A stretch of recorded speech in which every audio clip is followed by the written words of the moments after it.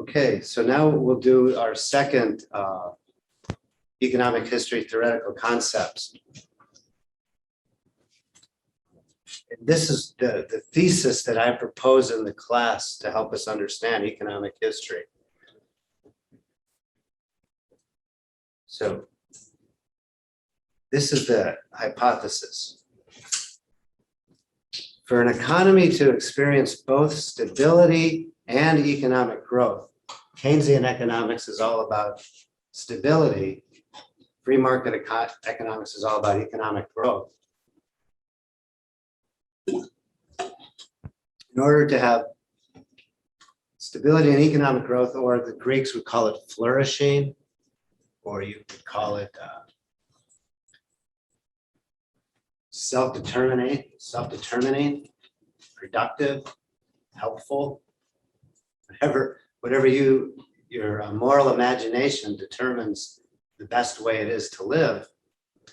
My simple proposal in this class, and then as it interpreted through looking at significant events in history in our textbook, is that you need a sound monetary policy, a sound fiscal policy, and a sound rule of law.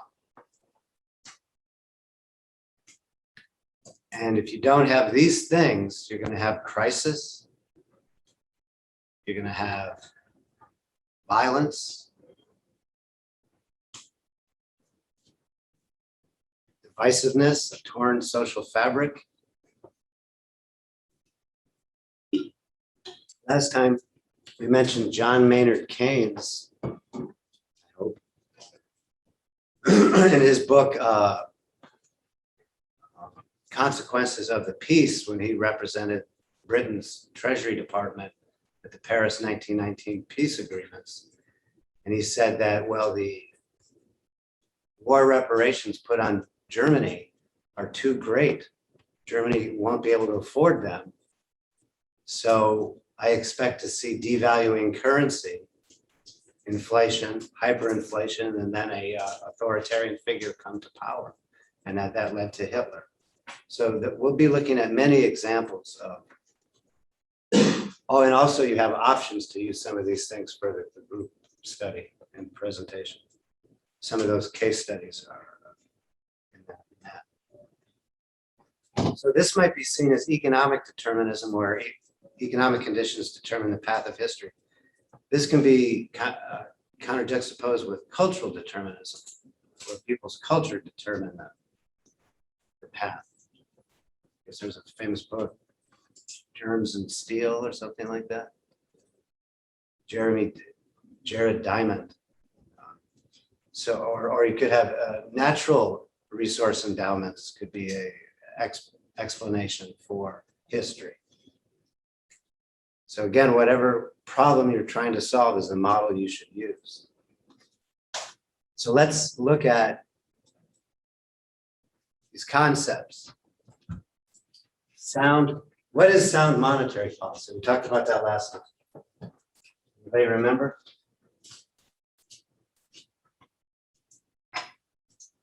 Well, maybe we didn't talk. Sound monetary policy is simply what the, not so simply, but what the central bank does. When I'm using this in context, these two. In context, between 1999 and 2001, 3 years, when the Euro zone was created. Between 1999 and 2001, the Euro zone, we already had the European Union, but then people were deciding, who do we want to be in the Euro zone? And you had these countries which later became known as the GIPS, and then the core countries.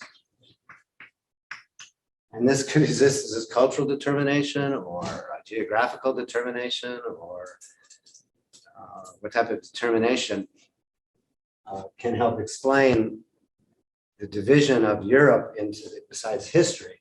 Well, the core countries would be Germany, Netherlands, France, no longer the UK. And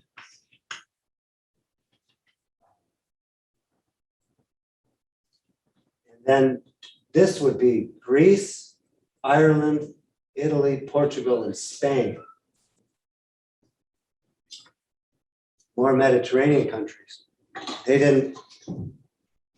So the core European countries had sounder monetary policy and fiscal policy than did the, also known as Portugal, Ireland. But I haven't studied, I know that Ireland is doing really well, so well that the United States Treasury Department wants them to raise their income tax because we can't compete with Ireland.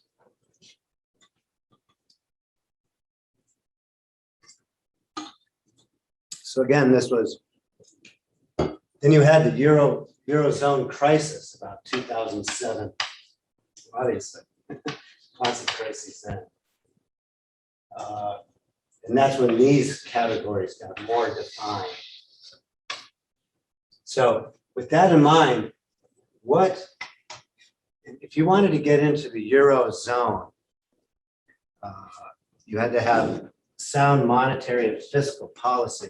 And the way that sound monetary policy is 3% annual inflation, less than or equal. So there's a complicated formula, bureaucratic formula, that those countries that want to join the Eurozone have to have inflation at or less than those three countries that had the least inflation during the period. And so up until the recent COVID period and all the easy money and super spending, the United States always had inflation, or at least the Fed constantly reported inflation of 3%.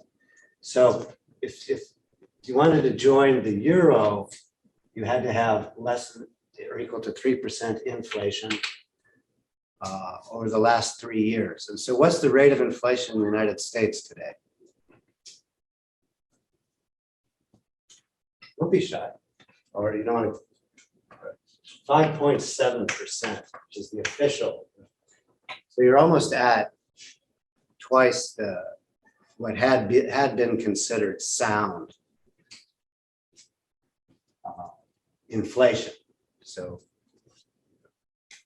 there's no reason to keep interest rates low or to do more fiscal spending when you're pushing the envelope on inflation already.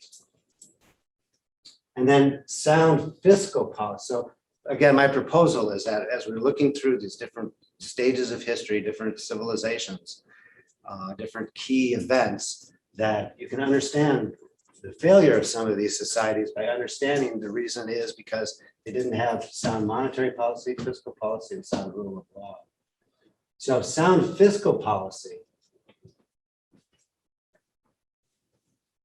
again, the same Euro requirements. So sound fiscal policy is, sound fiscal policy is that the deficit, the annual budget deficit, government spending minus taxes is the deficit, because the state always spends more than it taxes. Only twice since 1960 has the United States had budget surpluses. So the deficit, or the yearly amount the government spends more than it taxes, had to be the deficit to GDP less than or equal to 6% for 3 years. So what is the United States deficit today in terms of percentage of GDP? I was to make a rough guess, I would say 20%. So the United States would not be let into the Euro for monetary reasons and for in this case, deficit reasons. But that'll be more clear now. So you take all the deficits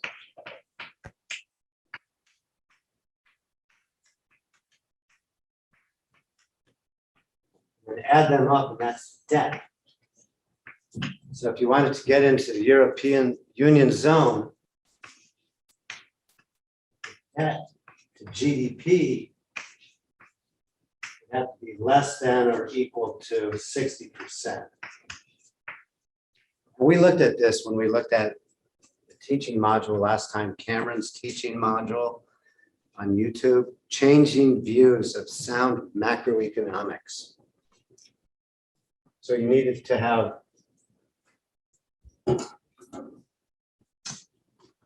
fiscal less than or equal to 3 to 6% deficit to GDP, and then less than or equal to 60% of debt to GDP. Deficits are the summation of all the debt is the summation of all the deficits in order to be led into the Eurozone. And the reason why, I mean, historically, you can look at why Germany was monetarily and fiscally prudent relative to the other countries is because of this experience they had with hyperinflation and Hitler. So they learned the hard way of what bad monetary and fiscal policy can do. So right now, the United States debt is about 28 trillion. And then the GDP, let's say 22 trillion, which is much greater than 100%. So again, due to inflation and spending, in other words, easy money and spending, the US would not be allowed into the European Union, violating the sound monetary policy and fiscal policy rules. So then the last proposal is a sound rule of law.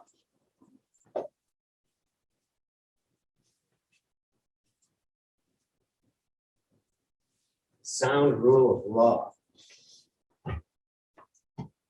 Sound monetary policy is low and steady inflation, projected low and steady inflation. The sound fiscal policy is living within your means to a certain variance, depending where you're on the business cycle, and then projections of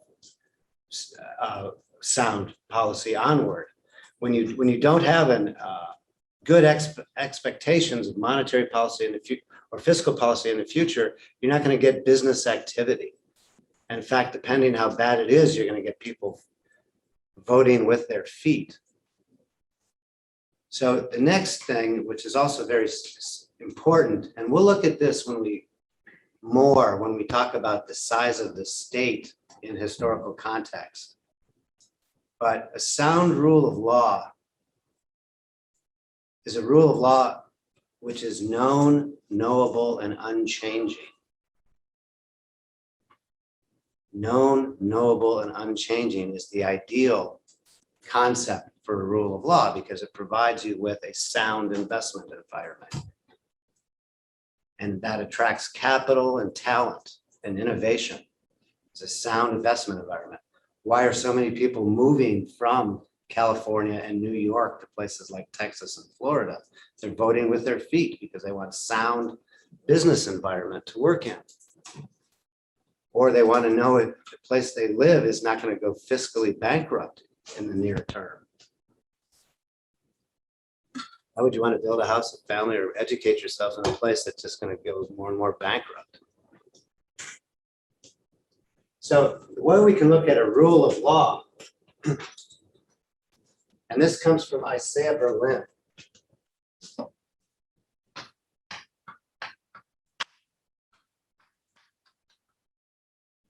You have negative rights, positive rights.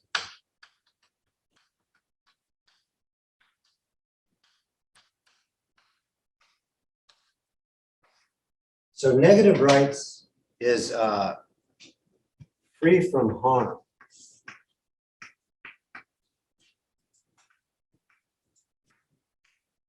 Negative rights. And then positive rights, you have the right to something.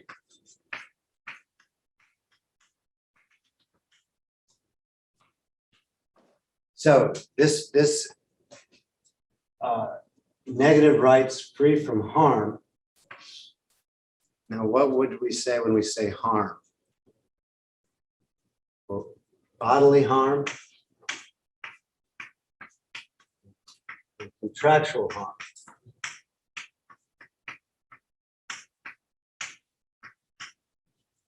So some people, people who are classical liberals or scholars of the Enlightenment, believe in a negative rights rule of law.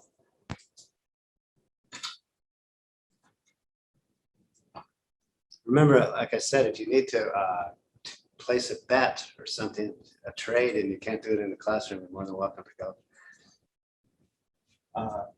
Free from harm, free from bodily harm and contractual harm.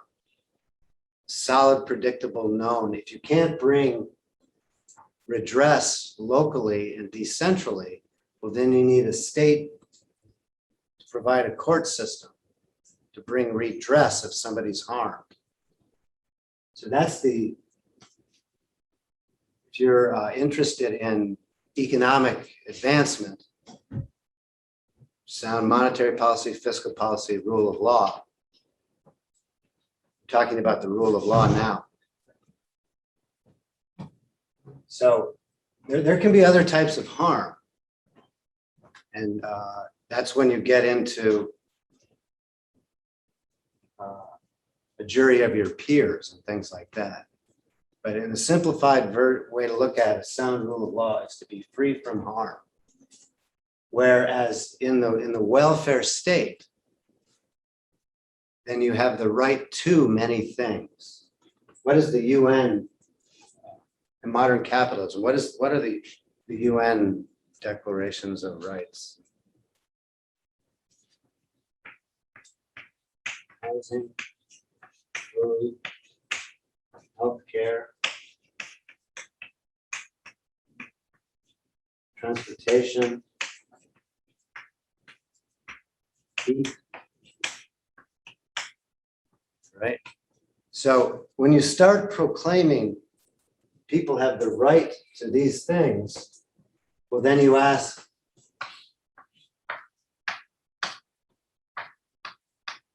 who decides how, with what knowledge? Here you have the state distributing from a negative rights regime, solid predictive rule of law where everybody's treated equally under the law, and then into a regime where people have the right to something. And the more you have the right to something, the more that the rule of law is just destroyed. And the investment environment is destroyed. And then who decides how and with what knowledge? That's when you start getting into a society that's filled with elites and experts. They decide what is good housing. The current mayor of New York City, I heard him say, or I heard them say, if I had my way, I'd determine who gets to live where in New York. My friend, he heard it a different way. He heard it said, I get to decide who gets to make what in New York and where. But the point is that when you start opening up from a negative rights regime to a positive rights regime, who decides how, why, and with what knowledge? I mean, the homeless in New York City don't want anything to do with the shelter system in New York City. I used to live in the ex-Soviet Union, and everyone had a country house and a city house. And some of the country houses were a lot nicer than others. If you're a member of the Communist Party, who decided who gets what, when, and where, and how. Same thing, anything on this list. Whoever's deciding communism, socialism, positive rights are good if you are the one deciding. It's not so good if you want a thriving equal society. Yes, ma'am. Sorry, it's like a question off topic, right? In the Soviet Union. Yeah. Oh, no, I was in the foreign service. I lived in Kazakhstan. Oh, my parents are from Uzbekistan. Oh, I love Uzbekistan, Tashkent. Yeah, my dad's from Tashkent. Half of it was burned down and then they built half of it with the Soviet concrete blocks and half of it was the beautiful stuff. Yeah, Tashkent. All right, thank you for that. So share the screen and this will complete our this section. Then we'll move on to looking at some Marxism. You have to do that.